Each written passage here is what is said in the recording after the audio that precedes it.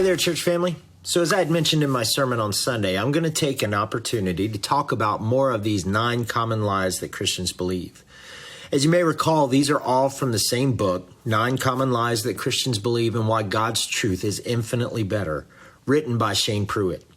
In most of these daily talks, I'm not going to be able to get into all of the detail that Shane is able to go into in his book, so I highly recommend that you go out and buy it and read it for yourself. It's an incredible book, and you won't be able to put it down. And a lot of what I'll be talking about today comes directly from the book.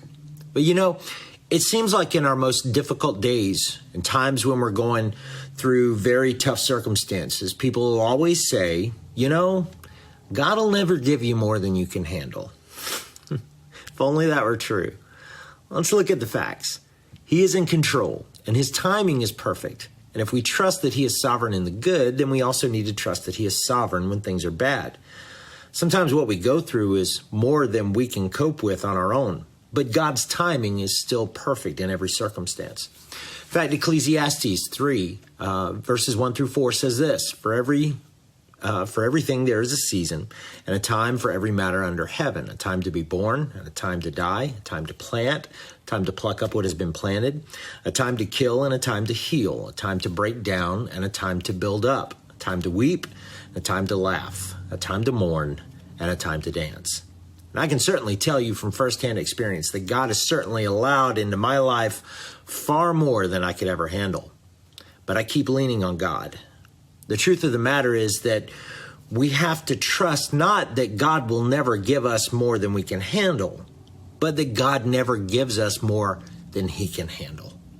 Even in the most extreme circumstances, God will carry you through it all.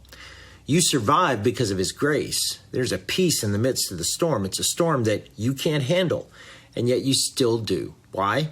Because he is with you. Somehow you feel the strength to stand firm because you're standing on him as a foundation. 2 Corinthians 12, 9 and 10 says, He said to me, My grace is sufficient for you, for my power is made perfect in weakness. Therefore, I will boast all the more gladly of my weakness, so that the power of Christ may rest upon me. For the sake of Christ, then, I am content with my weakness, insults, hardships, persecutions, and calamities. For when I am weak, then I am strong. God chooses to reveal to us what and what not to reveal. No matter what we're going through, he can handle it. One of the main reasons he can handle whatever we're going through is because he is a God who can identify with his creation.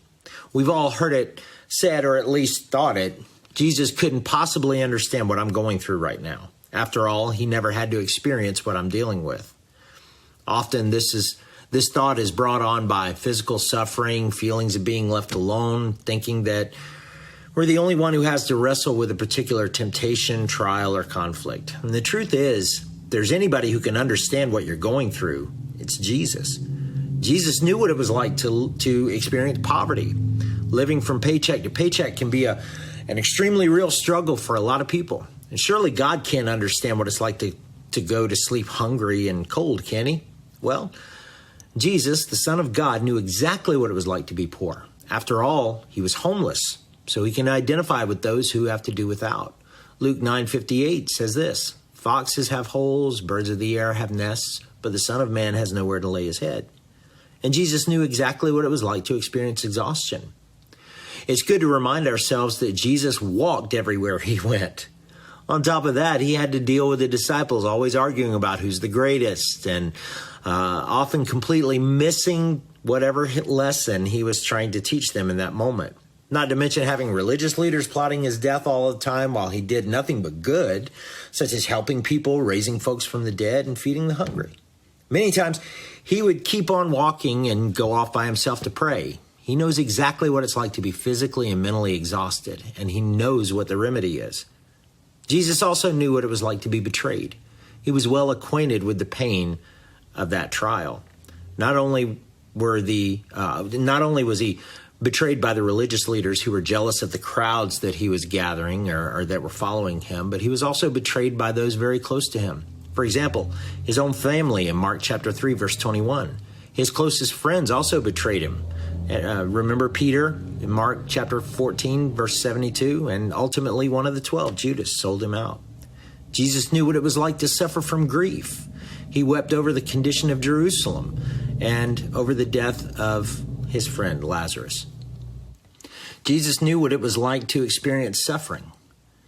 He confided all his emotional pain to his disciples, saying, "My soul is very sorrowful, even to death."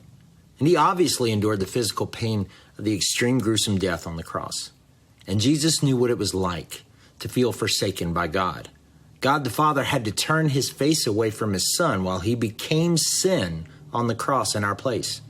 However, we do need to remember that although it was a reality for Jesus at the time, being forsaken by God is only a feeling for his children. The truth is, he has told us he will never leave you nor forsake you. You are going to experience the ebb and flow of life, ups and downs, good days and bad, times when everything makes sense and times when nothing makes sense. There will be reasons when you have, there'll be seasons when you have resources at your disposal to pay all of your bills early. And then there'll be other times when you look at your bank account and start pleading for Jesus to come back before that bill is due. Life throws a lot at us. It's a lot to bear. And it's more than you and I can handle on our own. But it is not more than he can handle, because he has already experienced it for himself and conquered it. Trust in him. Find your strength in him. Relying on Jesus means you don't have to figure out how to be victorious over rough times, because his victory will be your victory. Rest in that truth and walk in that freedom. God bless you, church family. See you.